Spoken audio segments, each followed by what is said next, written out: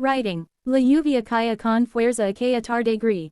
Las cales estaban líneas de personas apresuradas que caminaban mirando el suelo, intentando llegar a casa antes de que la tormenta empeorara.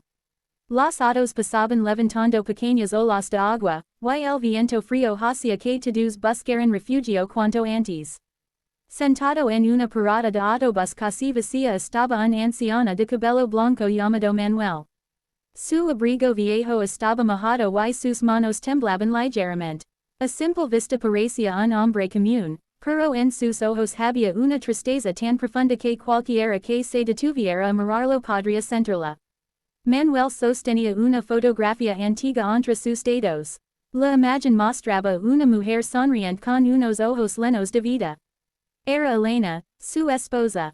Habían pasado 10 años desde que ella falleció, pero para él el dolor seguía siendo tan intenso como el primer día. Las lágrimas corrían por sus mejillas sin que él intentara ocultarlas. La gente pasaba frente a él sin detenerse. Algunos lo miraban por un instante y luego seguían su camino. Otros ni siquiera levantaban la vista.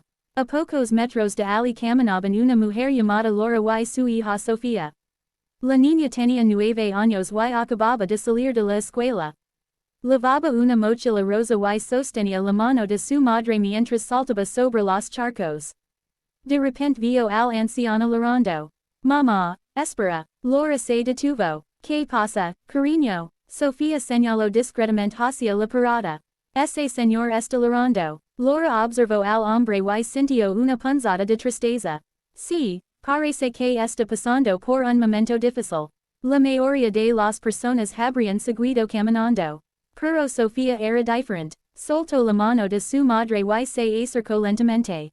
Hola, señor. Manuel levantó la vista. Hola, pequeña. ¿Está bien? Intentó sonreír. Claro que sí. Pero las lágrimas seguían cayendo. Mi mamá dice que cuando alguien llora es porque está triste. Aquellas palabras inocentes hicieron que Manuel bajara la mirada.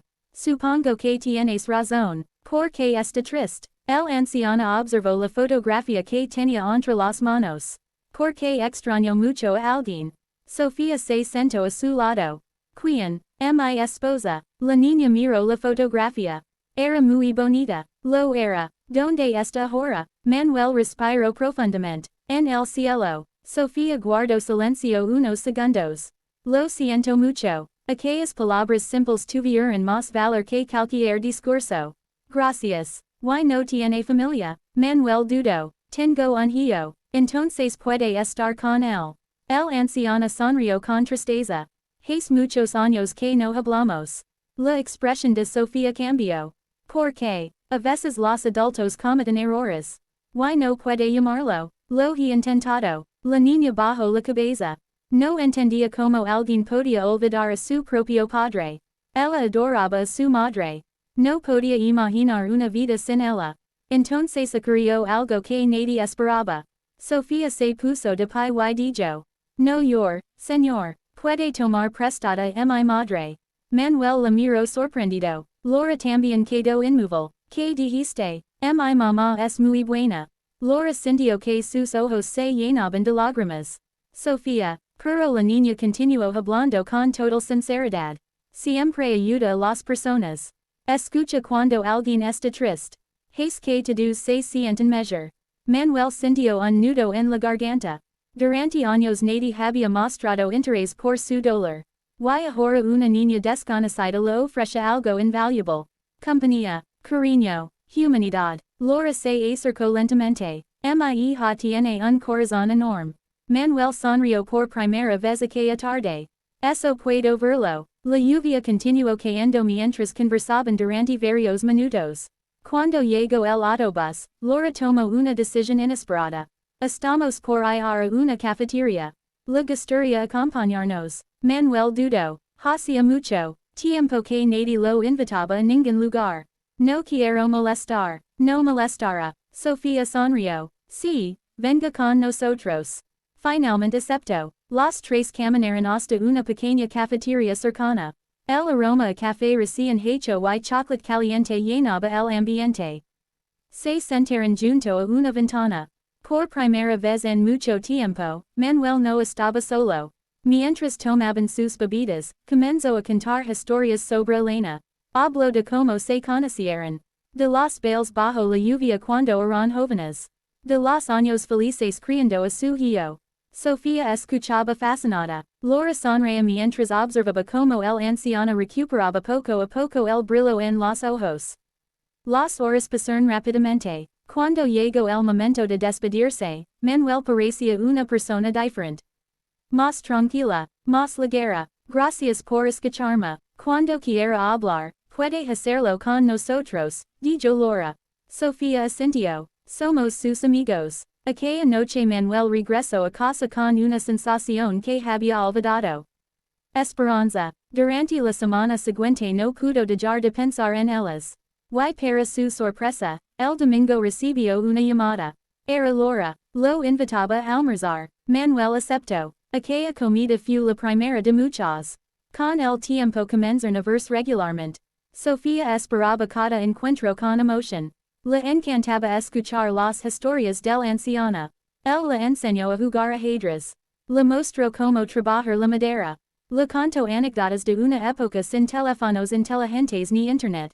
A cambio, Sofía llenó sus días de risas. Le enseñó a usar aplicaciones en el celular. Le enviaba dibujos. Le contaba todo lo que ocurría en la escuela. Meses después llegó la Navidad.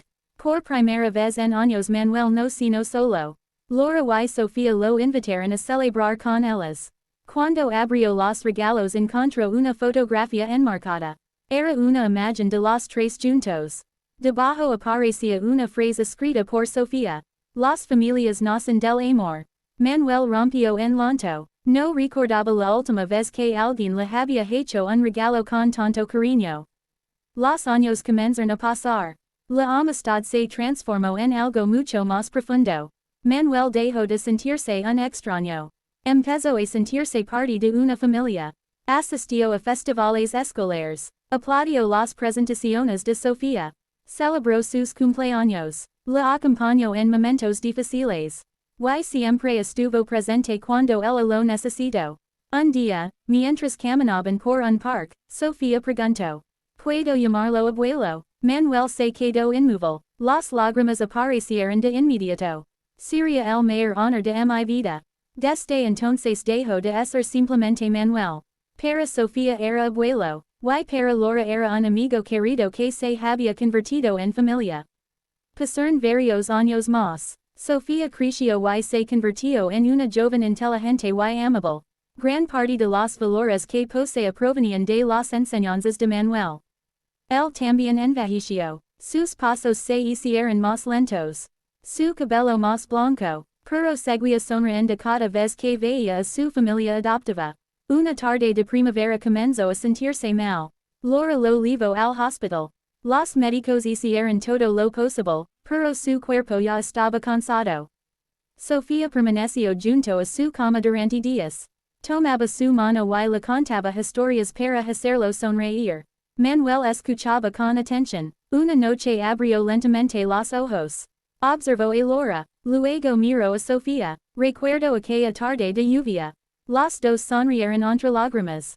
Yo también, dijo Sofía. Una niña se acercó a un viejo desconocido. La joven apretó su mano. Y cambió su vida. Manuel negó suavemente con la cabeza. No, cambió mi corazón. Las lágrimas corrían por los rostros de todos. Pensé que había perdido a mi familia para siempre. Guardo silencio unos segundos. Pero ustedes me demostraron que el amor siempre encuentra una manera de regresar. Sofía comenzó a llorar. Lo queremos mucho, abuelo. Y yo los quiero más de lo que pueden imaginar. Miró hacia la ventana. La luna iluminaba suavemente la habitación. Gracias por prestarme tu madre aquel día. Sofía sonrió entre lágrimas. Puede seguir teniéndola. Manuel soltó una pequeña risa. Después cerró los ojos lentamente. Y partió en paz. Días después, durante el funeral, muchas personas asistieron para despedirlo. Vecinos, amigos, antiguos compañeros de trabajo, todos tenían una historia sobre la bondad de Manuel. Cuando llegó el momento de decir unas palabras, Sofía se acercó al frente. Respiró profundamente. Miro la fotografía del hombre que había sido su abuelo por elección. Y hablo. Hace años vi un señor llorando bajo la lluvia. Pensé que necesitaba ayuda. Lo que nunca imaginé fue que nosotros también necesitábamos ayuda. Él llenó nuestras vidas de amor, sabiduría y alegría. Nos enseñó que la familia no siempre está unida por la sangre.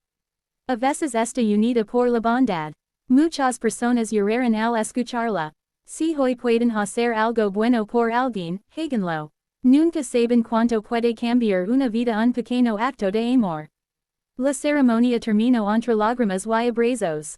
Pero también con gratitud, porque todos comprendieron algo importante. Un simple gesto de compasión había transformado tres vidas para siempre. Y todo comenzó con una niña que se acercó a un anciano solitario bajo la lluvia y le dijo las palabras más hermosas que había escuchado en muchos años. No llore, señor, puede tomar prestada mi madre.